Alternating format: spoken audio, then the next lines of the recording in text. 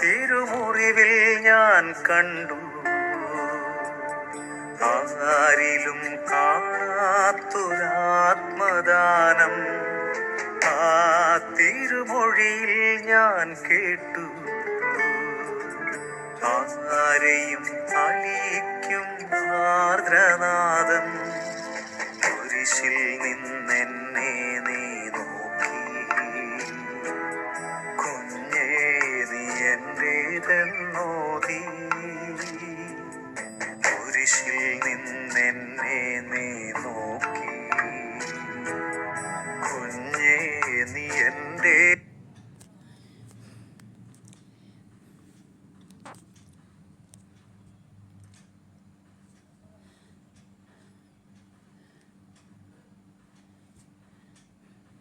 ഒരിക്കൽ ഭീരുവായ ഒരു എലി ഗുരുവിനോട് സങ്കടം പറഞ്ഞു. ഗുരു, എനിക്ക് സമാധാനമായി ജീവിക്കണമെന്നുണ്ട്, പക്ഷേ ആ പൂച്ച എന്നെ അതിന് സമ്മതിക്കുന്നില്ല. എലിയുടെ അവസ്ഥ കണ്ട് കരുണ തോന്നിയ ഗുരു അവന് വേണ്ടി പ്രാർത്ഥിക്കുകയും എലി ഒരു പൂച്ചയായി മാറുകയും ചെയ്തു. കുറച്ചു ദിവസങ്ങൾക്ക് ശേഷം പൂച്ച വീണ്ടും വന്നു. ഇപ്പോൾ എന്താണ് നിന്റെ പ്രശ്നം? ഗുരു ചോദിച്ചു. പൂച്ച പറഞ്ഞു, ഇവിടെയുള്ള നായകൾ എപ്പോഴും എന്നെ പേടിപ്പിക്കുന്നു. ഞാൻ എവിടെ പോയാലും അവർ എന്നെ പിന്തുടരും. ഗുരു അവന് വേണ്ടി വീണ്ടും പ്രാർത്ഥിച്ചു. അതോടെ പൂച്ച നായയായി മാറി. ഏതാനും ദിവസങ്ങൾക്ക് ശേഷം അവൻ വീണ്ടും വന്നു. ഇത്തവണ എന്താണ് പ്രശ്നം എന്ന് ഗുരു ചോദിച്ചപ്പോൾ സിംഹം അവനെ പേടിപ്പിക്കുന്നുവെന്നും എവിടെ പോയാലും പിന്തുടരുന്നുവെന്നും പറഞ്ഞു. എനിക്ക് ഒരിക്കലും സമാധാനം കിട്ടില്ല എന്നവൻ സങ്കടം പറഞ്ഞു. ഇത് കേട്ട് അലിവ് തോന്നിയ ഗുരു അവന് വേണ്ടി വീണ്ടും പ്രാർത്ഥിച്ചു. ഒടുവിൽ അവനൊരു സിംഹമായി തീർന്നു. കാട്ടിലെ ഏറ്റവും ശക്തനായ മൃഗമായി തീർന്ന അവൻ കുറച്ചു ദിവസങ്ങൾക്ക് ശേഷം ഇങ്ങനെ ചിന്തിച്ചു. ആ ഗുരുവിന് എന്നെക്കുറിച്ച് എല്ലാം അറിയാം. ഞാൻ യഥാർത്ഥത്തിൽ ഒരു എലിയാണെന്ന സത്യം ഗുരു ആരോടെങ്കിലും പറഞ്ഞാൽ വലിയ അപമാനമാകും. അതുകൊണ്ട് എത്രയും പെട്ടെന്ന് ഗുരുവിനെ ഇല്ലാതാക്കണം അവൻ തീരുമാനിച്ചു. അടുത്ത ദിവസം രാവിലെ ആക്രമിക്കാനുള്ള ഉദ്ദേശത്തോടെ അവൻ ഗുരുവിനടുത്തേക്ക് പോയി. ഗുരു സിംഹത്തെ കണ്ടപ്പോൾ തന്നെ ചിരിച്ചുകൊണ്ട് ഇങ്ങനെ പറഞ്ഞു. അവനവന്റെ യഥാർത്ഥ സ്വഭാവം മറക്കുന്നവൻ പുറമെ എത്ര ധീരനായി ഒരു പൂച്ച ആശുപത്രി വാതിലിൽ പൂച്ച ആശുപത്രി കാണപ്പെട്ടാലും ഉള്ളിൽ നിന്ന് ഭയപ്പാടുള്ളവനും ദുർബലനുമായിരിക്കും. ഗുരു ഈ വാക്കുകൾ പറഞ്ഞു പൂർത്തിയാക്കിയതോടെ സിംഹം വീണ്ടും എലിയായി മാറി. ഒരിക്കൽ ഭീരുവായ ഒരു എലി ഗുരുവിനോട് സങ്കടം പറഞ്ഞു.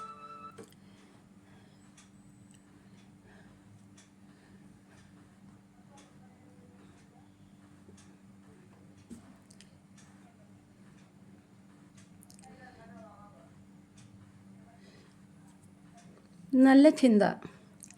ഗ്രാമത്തിൽ വളരെ ജ്ഞാനിയായ ഒരു ഗുരു ഉണ്ടായിരുന്നു.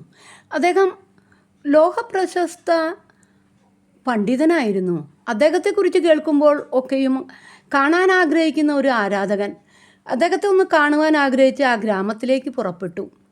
മഹാജ്ഞാനിയായ അദ്ദേഹം പാർക്കുന്നിടം അറിയായികയാൽ വഴിയിൽ കണ്ട ഒരു മനുഷ്യനോട് ജ്ഞാനിയായ ആ ഗുരുവിനെക്കുറിച്ച് അന്വേഷിച്ചു. ആ മനുഷ്യൻ പറഞ്ഞു, നിങ്ങൾ പറഞ്ഞ ഗുരു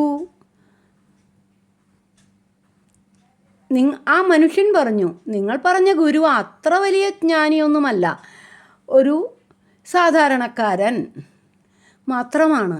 ഇത് കേട്ട ആരാധകന് ദേഷ്യമുണ്ടാവുകയും കോപാകുലനായി അയാളെ ചീത്ത പറയുകയും ചെയ്തു. അയാൾ ആ മനുഷ്യൻ്റെ അരികിൽ നിന്ന് മാറി മറ്റു പലരോടും അന്വേഷിച്ചു ഗുരുവിൻ്റെ പാർപ്പിടം കണ്ടെത്തി അവിടെ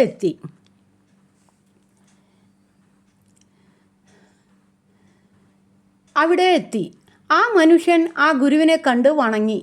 അപ്പോൾ അയാൾക്ക് മനസ്സിലായി ഇത് താൻ വഴിയിൽ കണ്ട മനുഷ്യൻ തന്നെയാണെന്ന്.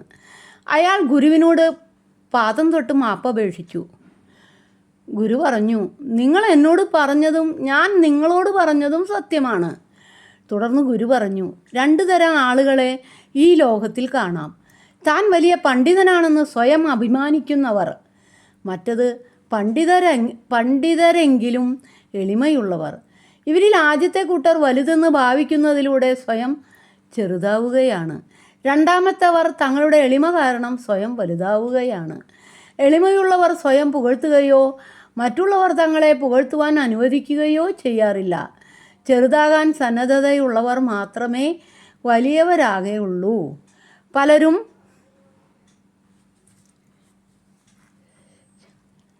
പലരും തങ്ങളുടെ പാണ്ഡിത്യവും മഹത്വവും അപരൻ്റെ മുൻപിൽ പ്രദർശിപ്പിക്കുവാൻ ഇഷ്ടപ്പെടുന്നവരാണ്. തങ്ങൾ നിസാരരാണെന്ന് വെളിപ്പെടാൻ ആരും ഇഷ്ടപ്പെടുന്നതുമില്ല. ഇത് ഓരോരുത്തരുടെയും ആന്തരിക വലിപ്പത്തിൻ്റെ ഭാഗമാണ്.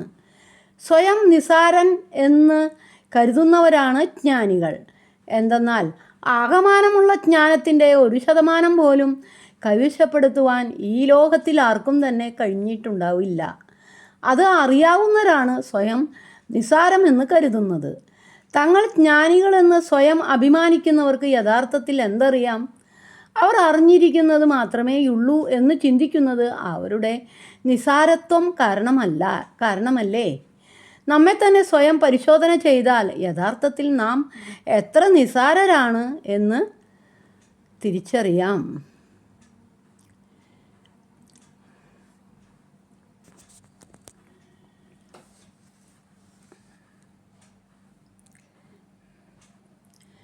ഞാൻ ദരിദ്രനും പാവപ്പെട്ടവനുമാണ്. ദൈവമേ, എൻ്റെ അടുത്ത് വേഗം വരേണമേ. അങ്ങ് എൻ്റെ സഹായകനും വിമോചകനുമാണ്. കർത്താവേ, വൈകരുതേ. സങ്കീർത്തനങ്ങൾ 70:5.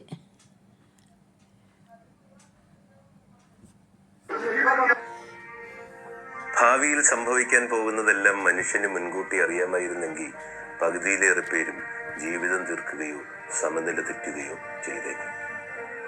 ജീവിതത്തിന്റെ സൗന്ദര്യം എന്നത് അതിന്റെ അപ്രവചനീയതയാണ്, നിഗൂഢതയാണ്. നമുക്കറിയാത്ത വഴികളാണ് നമ്മെ മുന്നോട്ട് നടക്കാൻ പ്രേരിപ്പിക്കുന്നത്. കാണാത്ത പുലരികളാണ് ജീവനോടെ പിടിച്ചു നിർത്തുന്നത്. നാളെ പരാജയമെന്ന് ഉറപ്പായിരുന്നാൽ ഇന്നൊരാൾക്കും പരിശ്രമിക്കാനുള്ള ധൈര്യമുണ്ടാവില്ല. നാളെ വേദനയാണെന്നറിയുമെങ്കിൽ ഇന്നൊരാളും സ്നേഹിക്കാൻ തയ്യാറാകില്ല. നാളെ നഷ്ടപ്പെടുമെന്ന് ഉറപ്പുണ്ടായാൽ ഇന്നൊരാളും സ്വപ്നം കാണില്ല. ജീവിതം ഭാവി മറച്ചു വെച്ചത് നമ്മെ വഞ്ചിക്കാനല്ല, ജീവിക്കാൻ പഠിപ്പിക്കാനാണ്.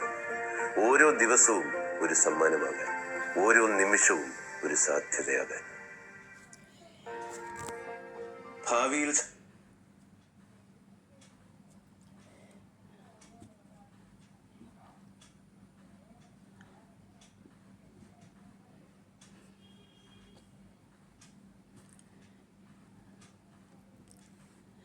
തകർന്ന ഹൃദയങ്ങൾക്കുള്ളിലാണ് പുതിയ ശക്തി പിറക്കുന്നത്.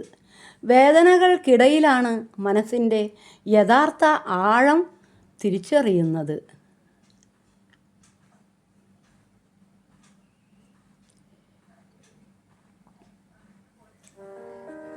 യേശു പറഞ്ഞു, മനുഷ്യപുത്രൻ മഹത്വപ്പെടാനുള്ള സമയമായിരിക്കുന്നു. സത്യം സത്യമായി ഞാൻ നിങ്ങളോട് പറയുന്നു, ഗോതമ്പുമണി നിലത്ത് വീണ് അഴിയുന്നില്ലെങ്കിൽ അത് അതേപടി ഇരിക്കും. അഴിയുന്നെങ്കിലോ അത് വളരെ ഫലം പുറപ്പെടുവിക്കും.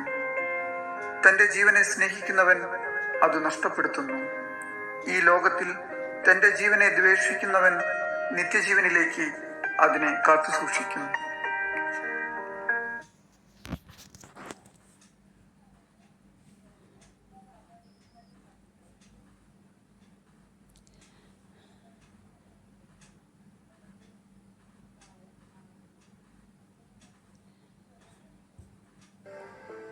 ഒരിക്കൽ ജീവിതം നമ്മളെ പഠിപ്പിക്കും, ഒന്നിനെയും കാത്തു നിൽക്കാതെ തിരക്കിലായിരിക്കുക എന്നതാണ് ഏറ്റവും വലിയ ഭാഗ്യമെന്ന്. കാത്തിരിപ്പുകൾ മനസ്സിന്റെ ഭാരം കൂട്ടും, തിരക്കുകൾ അത് കുറയ്ക്കും. ചിന്തകൾ നിൽക്കുന്നിടത്ത് ദുഃഖം വളരും, ചുവടുകൾ മുന്നേറുന്നിടത്ത് ആത്മവിശ്വാസം പൂക്കും. ജീവിതം കാത്തിരിക്കാനുള്ള സ്ഥലമല്ല, നടന്നുകൊണ്ടിരിക്കാനുള്ള ഒരു യാത്രയാണ്. മനസ്സ് ശൂന്യമായിരിക്കുമ്പോൾ ഓർമ്മകൾ ശബ്ദമുണ്ടാകും. തിരക്കിലായിരിക്കുമ്പോൾ ഓർമ്മകൾ പോലും ശാന്തമാകും. ജീവിതം നിൽക്കാതെ നീങ്ങുമ്പോഴാണ് എന്നും നിലനിൽക്കുന്നത്. നമ്മൾ കാത്തിരുന്ന മനുഷ്യർ വരാതിരിക്കാം. കാത്തിരിക്കുന്ന ജീവിതം മുന്നിലുണ്ട്, മറക്കാനല്ല, മുന്നേറാനായി. അവഗണനയുടെ ഇരുണ്ട ഇടങ്ങളിൽ സ്വന്തം വഴിയെ പ്രകാശിപ്പിക്കണം. സ്വയം പറയണം, ഞാൻ തകർന്നില്ല, ഞാൻ മാറി എന്ന്. ഒരിക്കൽ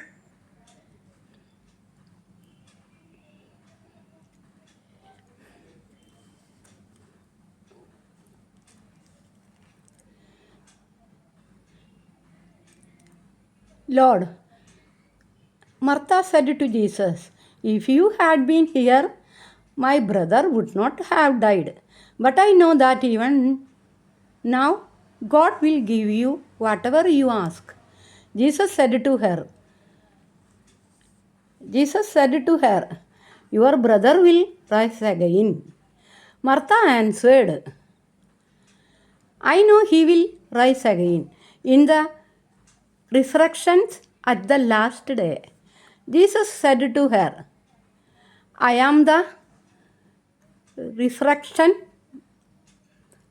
I am the resurrection and the life. The one who believes in me will live when though they die, and whoever lives by believing in me will never die. Do you believe in this? Yes, Lord, she replied. I believe that you are the Messiah, the Son of God, who is to come to the world. Yohannan 11:21-27. Therefore we do not lose heart, though outwardly we are wasting away, yet inwardly we are being renewed day by day. For our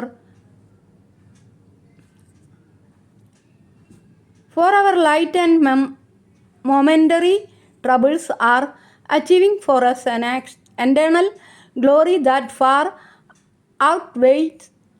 outweighs them all. So we fix our eyes not on what is seen, but on what is unseen. Since what is seen is temporary, but what is unseen is eternal. 2 Corinthians 4:16-18. Be in hope.